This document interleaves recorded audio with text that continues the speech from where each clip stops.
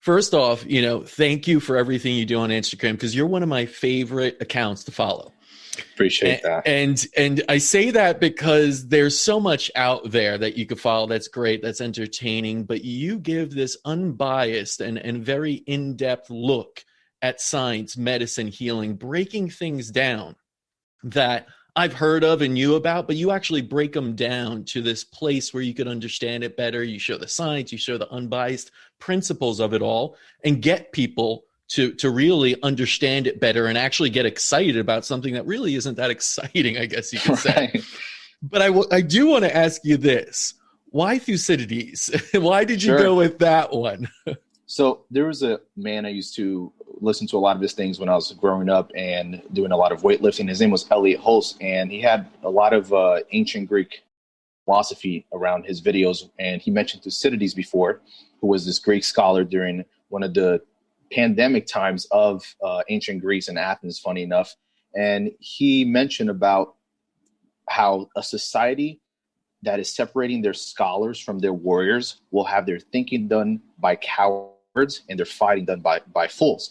That quote always stuck with me because you can't just be somebody that's devoted to the science and not be open to becoming somebody that's an advocate for therapy. For example, with certain things that I see innovative medicine doing, like the UV light therapy, that's amazing. That's something that's been around for so long, but still modern medicine is not going after these potential therapies that are not expensive in comparison to pharmaceutical derived drugs.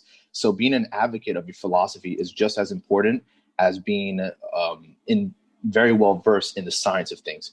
So with that in mind, I thought, well, let me just name my Instagram after this man who really resonated with what I thought was the right way to go about things. Right. And it is understanding that human nature. He was a great general and actually a historian and really tried to find out what nature and look into it deeper as some of the greatest minds have done, Mm-hmm. whether it's Albert Einstein, even Tesla, that was really understanding how nature worked. Now, you are a student in biotech, correct? Mm-hmm. Yeah. That to me screams conventional medicine. Right.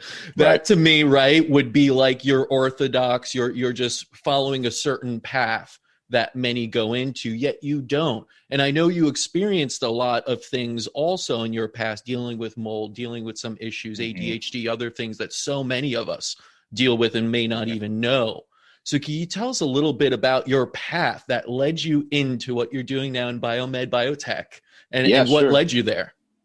I started first, at a very young age. My father introduced me into martial arts. I got started meditating when I was like 4 years old. I fell in love with the feeling that I got, especially because as a kid, I'm sure as any kid is, they're very ecstatic and out there with their energy instead of being condensed in a place where it's calm and not spurting out everywhere. From there, I started learning about alternative medicine and how nutrition plays a role during my early teens. But I never really followed through with that because I thought that was a common knowledge that everybody knew, which wasn't the case now that I know. When my mom first became a nurse, I thought that she was going to use some of these treatment and alternative therapies in her nursing practice. And quickly, I realized this was around high school time. This wasn't the case. For her, it was taking orders and administrating medication, making sure a patient got what they needed instead of actually looking at the root cause of something. I quickly realized that a nurse is nothing, at least in modern times, is nothing more than the delivery system for certain therapeutics. I have all the respect to nurses. My mom works amazingly hard for what she does, but at the same time, it is not the medical system that I grew up thinking would be the panacea to all diseases and so on. Then I got into a lot of biology around early college, but I wasn't really invested in learning about the biochemistry side of things, the physiology, the physics, because to me, those concepts seem too far out of my reach. And not only that, I just didn't envision myself being able to do those things in the future. It wasn't until my beloved dog, his name was Bucky, he had developed Lyme disease. I had no idea what Lyme disease was.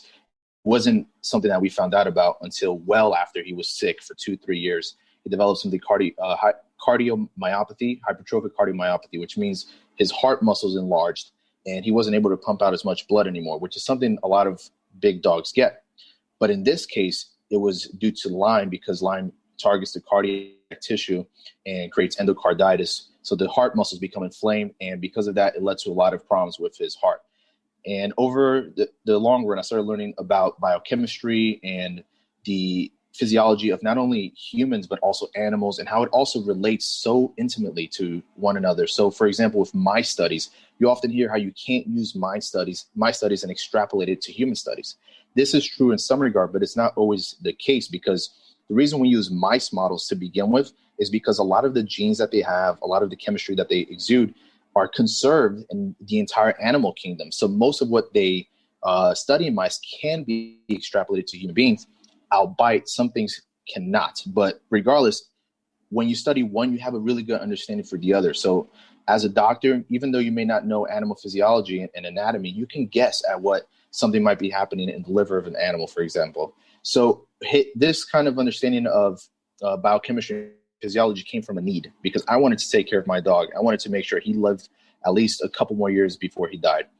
And it wasn't until he passed away. My cat also passed away from an infectious disease called feline infectious peritonitis. And he drowned to death in his own fluid, which was horrible to me. It set me off. As soon as those things happened, it clicked in my mind that this was something I was going to pursue and understand to the deepest level I can, to finally get to a point where we can change the system, because obviously it's not working. We have a 1 in 3 rate of people getting cancer. It was 1 in 20 or so of people getting autism, which has gone up. We just haven't had the data to really certify what it is at this moment. 1 in 2 are obese. I mean, this is something that's plaguing not only America, but it's slowly being like a cancer spread to other populations in remote countries, remote parts of the world. It's, to me, part of the mass extinction happening to the human species.